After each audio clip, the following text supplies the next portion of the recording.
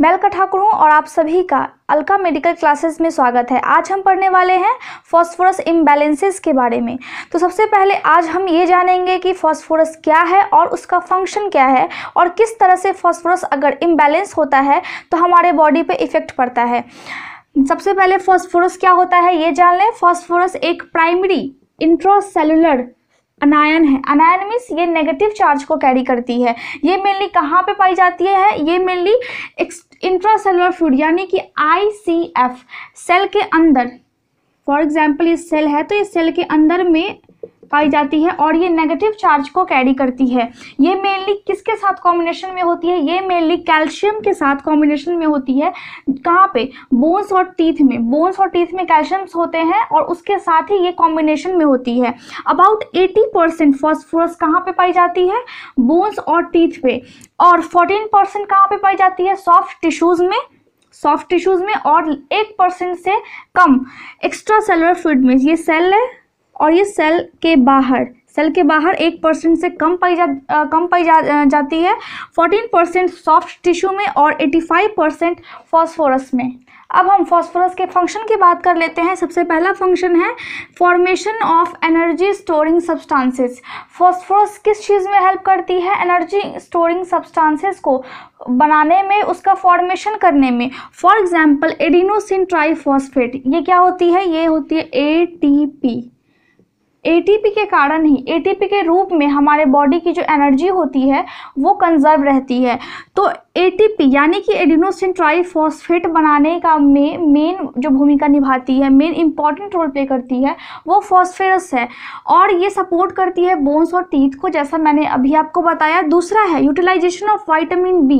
Vitamin B के utilization में ये हेल्प करती है। Acid base balance, homeostasis means balance को, एसिड बेस बैलेंस बॉडी में मेंटेन करके रखती है कि बॉडी में ब्लड की अमाउंट जो है वो ज़्यादा एसिडिक ना हो जाए ब्लड, या फिर ज़्यादा बेसिक ना हो जाए। उसका जितना नॉर्मल लेवल है वो उतना ही रहे, जितना नॉर्मल pH है वो उतना ही रहे। Nerve and muscle activity, nerve activity में और मसल्स एक्टिविटी में, muscles activity means for example coordination में, इसमें इलेक्ट्रिक इम्पल्स जनरेट करने में हेल्प करती है। सेल डिवीजन में हेल्प करती है।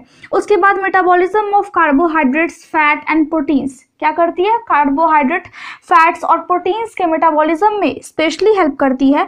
नॉर्मल लेवल फॉस्फेट का कितना है बॉडी में? 2.5 से 4.5 mg पर DL। 2.5 से 4.5 mg पर DL। DL means decilitre.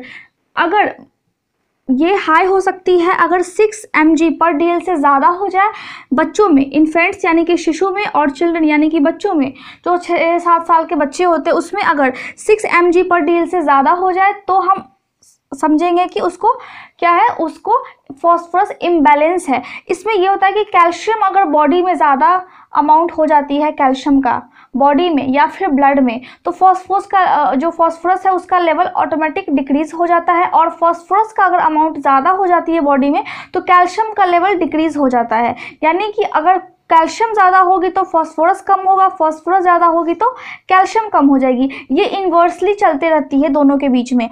तो इस तरह से हम देखते हैं कि फॉस्फोरस का हमारे बॉडी में क्या क्या फंक्शंस है। फॉस्फोरस इम्बैलेंसेस में 2 कंडीशन आते हैं। सबसे पहला है